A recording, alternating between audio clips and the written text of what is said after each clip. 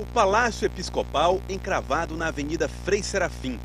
A presença do centro administrativo da Igreja Católica em área tão nobre mostra o respeito da cidade pela instituição e a confiança que o fiel teresinense deposita no catolicismo.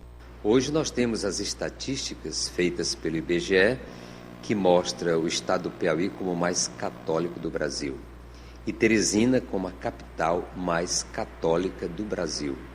Só que isso aconteceu por uma presença muito marcante da igreja, desde os seus inícios. Ao longo dos 160 anos de Teresina, a igreja teve homens que foram além do seu papel como evangelizadores. Conduziram um rebanho de fiéis, souberam fazer valer princípios de humanidade e de justiça social.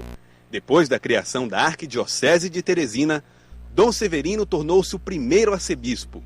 Queria evangelizar e marcar profundamente a cidade, começando por princípios educacionais. Nós encontramos coisas maravilhosas aí, como o Colégio das Irmãs, o Colégio Diocesano, o seminário.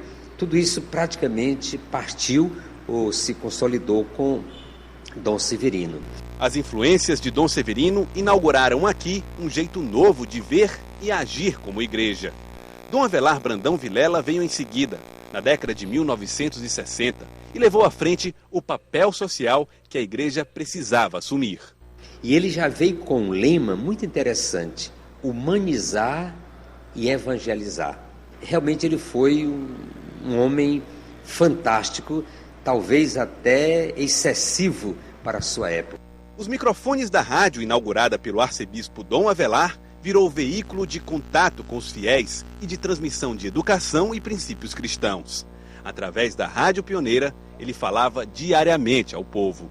Misturei a minha alma com a minha alma de Teresina. Assumi as esperanças e as angústias de um povo. E eu deixei o Piauí. E eu deixei Teresina. Deixei amigos. Deixei a Pioneira. Deixei os centros sociais. Deixei tanta coisa. Deixei porque eu não tinha feito nada para mim. Esta, Senhor, é a nossa oração. A nossa oração por um dia feliz. Mas não são apenas bispos e arcebispos que agem de maneira transformadora. Frei Serafim de Catânia também ajudou a dar novos ares a Teresina. Padres se associavam a políticos para fazer valer o que acreditavam. Um religioso carismático com grande credibilidade junto à população. O aliado perfeito para um político que precisa fazer valer os seus projetos. Foi assim desde o início na cidade de Teresina, quando o conselheiro Saraiva se aliou ao padre Mamed, o homem que ajudou a trazer a capital de Oeiras para Teresina. Padre Mamed era muito próximo dos pobres e sabia fazer valer as suas posições. Era uma pessoa assim destemida, corajoso, às vezes se envolvia em disputas políticas, mas era tido como uma pessoa que muito querida pela população, muito generoso com os mais necessitados, né? Poucos livros contam a história do padre Mamed Antônio de Lima. Sabe-se que com sua influência conseguiu comandar a nova igreja da primeira capital. Acredita-se que aqui ele também esteja sepultado. Faltam provas que detalhem a sua existência. Sobram folclores. Ele era brigão mesmo. Havia disputas políticas, às vezes eleições, parece que aconteciam dentro da igreja. Tem uma confusão em que estavam discutindo acaloradamente e alguém disse, haja paz. E ele disse, foi, haja pau. Aí houve foi pancadaria mesmo, dentro da igreja.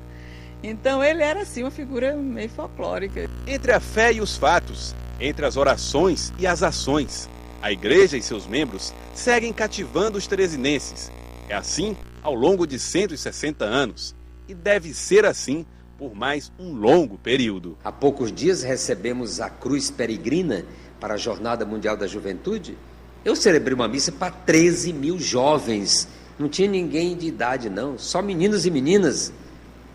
Quer dizer, é um povo marcado pelo Evangelho, marcado pela fé. E isso nós devemos não a nós hoje, mas a quem veio antes de nós.